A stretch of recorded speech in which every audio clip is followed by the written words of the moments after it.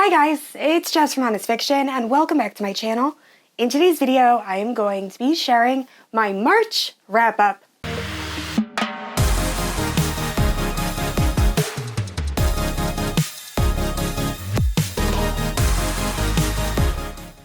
Alright guys, so March was rough. As you can hear in my voice, I got super sick for about, almost 10 days.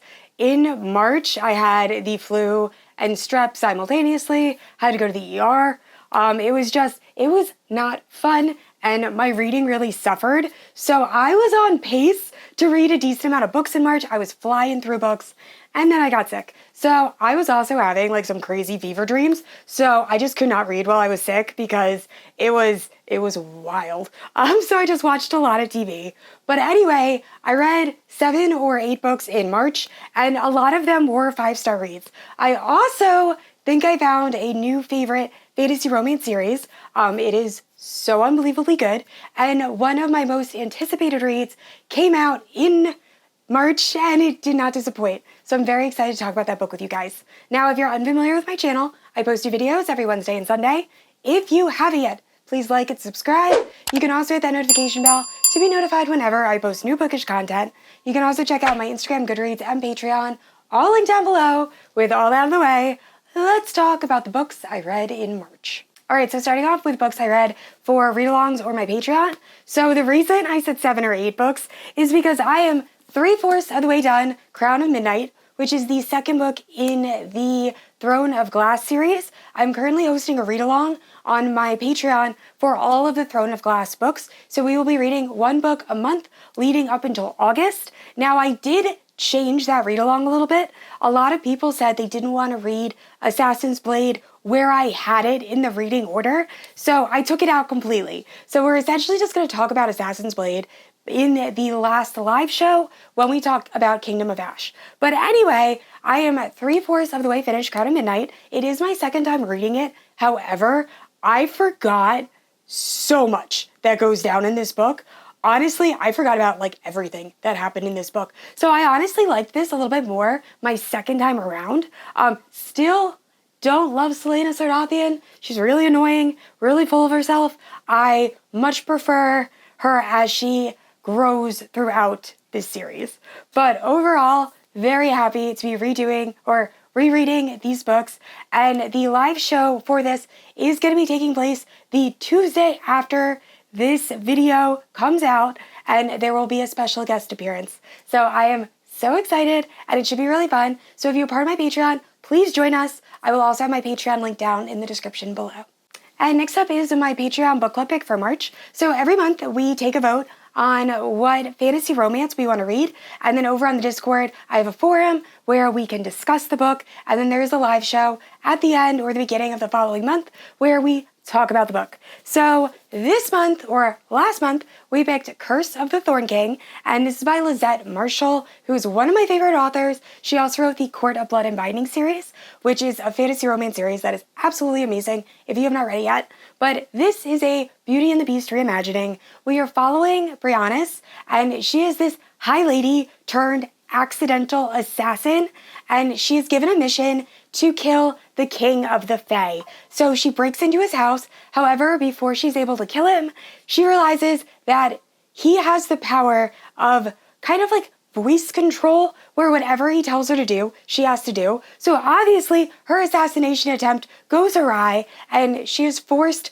to stay with the king of the Fae, and it is their romance. And it is so good. It is a little bit spicy, and I just really enjoyed this. It is a super quick read, and I highly recommend. And next up, we have A Fate Inked in Blood by Danielle L. Jensen. This is an adult, Norse-inspired fantasy romance, and I already knew I loved Danielle L. Jensen's writing. She is the same author that wrote the Bridge Kingdom duology. So this is following Freya, and Freya is trapped in this loveless marriage. Her husband is pretty terrible, and in this world, there are humans that have been designated as having godlike abilities by having these tattoos put upon them. So you're seen as like super special if you have these godlike abilities. However, our main character has not told anybody that she possesses them. So like I said, she's in this loveless marriage with this guy, and through some interesting circumstances, she ends up having to fight to the death. And it's during this fight to the death that she reveals that she actually has this magical ability, and the story goes from there.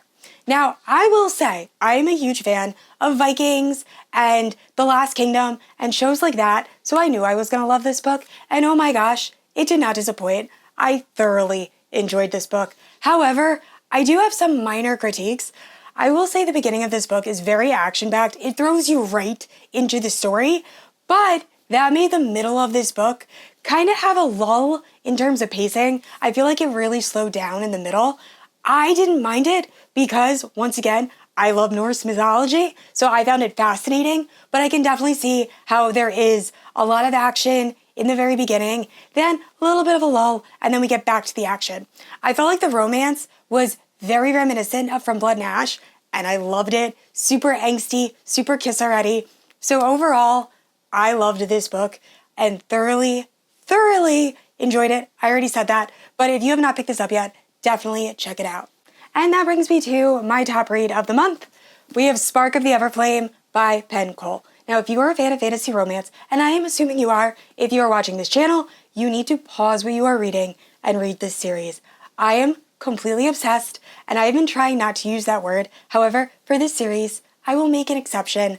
I love these characters and this series so much, so it kind of gives me ACOTAR Inner Circle vibes.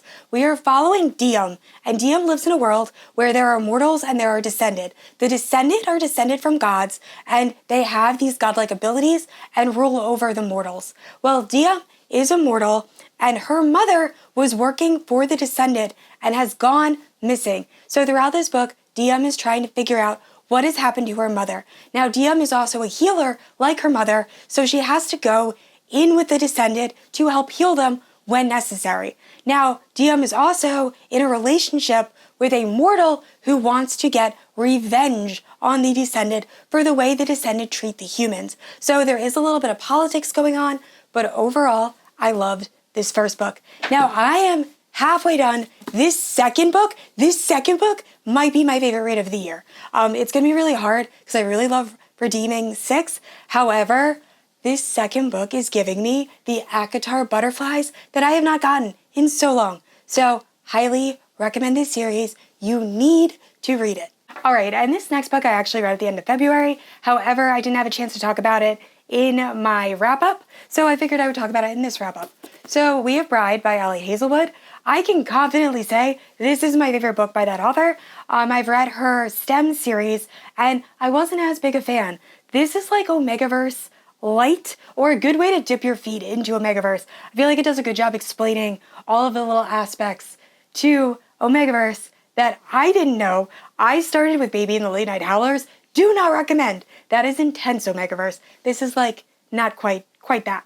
But this is following Misery, who is a vampire who, because of some political things going on, has to marry the head of her arch enemy species, the Shifters, who is Lo. So it is Lo and Misery's romance, and I loved this book. I thought it was so cute. I loved all of like the little shifter vampire, what the shifters and vampires do. So overall, I really enjoyed this and highly recommend. Like I said, if you're new to Omegaverse, I just feel like this is a great place to start. And the next two books I read as part of a collab I did with Cheyenne from the channel Loud Tall Book Girl, Sam from Sam Reads a Little, Nikki from Nikki and Bookland, and then Baron from The Book Baron, and then Kindle After Dark. So I will leave that video in the cards and the description. We essentially did BookTube Roulette, where we picked different books for each other based on different tropes that we enjoyed.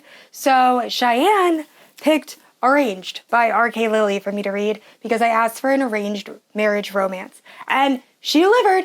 Definitely an arranged marriage romance. I liked this book. I gave it 4 stars. However, I don't know if I would recommend this book to people. So this is following Nora, who is an aspiring model, or actually, she's a model, and she's pretty much alone in life. Both her parents have passed away, and she's just trying to get by. So she ends up putting her name in this book for secret arranged marriages and ends up being selected by this guy who is significantly older than her. I believe he's almost 30 and she's like 18 or 19.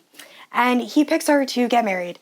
And at first, they do not get along. Specifically, the guy is kind of a douche and he really treats her horribly. But as the story goes, they slowly start to have a romance. And I actually ended up really enjoying the romance. And I enjoyed the fact that the main guy really had to grovel for the way he treated the girl in the very beginning. But I will say, he treats her so abominably in the beginning or first half of this book that I wasn't sure how I was going to rate this book, just because I felt like there was no way for him to be redeemed. And still by the end, I'm not sure he was redeemed, but I had a very fun time with this story. So like I said, 4 stars. If you're looking for an arranged marriage romance that isn't mafia, this is a great choice. And I just realized I completely forgot to include McKay in that collab. So McKay from Oh Hates McKay also was part of the BookTube Roulette collab. And I asked her for a captive trope, and she picked Deliver by Pam Godwin. And I am so happy she did, because I've been putting this book off for years just based on the cover. But oh my gosh, it was so good. So this is following this girl who, when she was young, she was kidnapped and forced to become a sex worker against her will. So there's another word for that. You guys can figure it out. And she had a horrible, horrible life. So now she is forced to kidnap boys and train them to do the same thing. So she ends up kidnapping this guy and realizes that she has a connection with him. And together, they end up working together to try to take down this establishment. And it was so good. I loved the romance. I'm definitely going to be continuing with this series. I believe every series is a different couple. But overall, like I said, I really enjoyed this. And it was not quite as dark as I was expecting. Still dark, check trigger warnings, but overall, just not as dark as I thought based on this cover. So thank you so much, McKay, for picking this book. And if you like dark romance, definitely check this book out. And last up, I read Driving My Obsession by Lauren Biel. This is in the same series as Hitched, Along for the Ride. Now, I liked Hitched. Along for the Ride was way too dark for me. Somehow this book was even darker and more upsetting. So I've given up on this series. I will not be continuing. They're too dark. I cannot recommend this book. I gave it 1.75, and that was because I was being very, very nice. It is just so much dubious consent and non-con and just upsetting things. We're following this girl that ends up being stalked by this guy, and think Haunting Adeline, but like darker and way worse. So yeah, did not work for me. If you want super dark stalker romance with not a lot of romance, check it out. I did not enjoy it. Alright guys, those are all the books I read in March. Thank you so much for watching. I'd like to say a huge thank you to my Paladin Protectors, Amanda, Erin, and Leslie. Thank you guys so much for supporting my channel and chatting on my Patreon. And also thank all of you for watching. Please let me know down in the comments below if you have read any of the books I mentioned. And I said this already, I post new videos every Wednesday and Sunday. And if you haven't yet, please like and subscribe. I will see you all next week. Bye!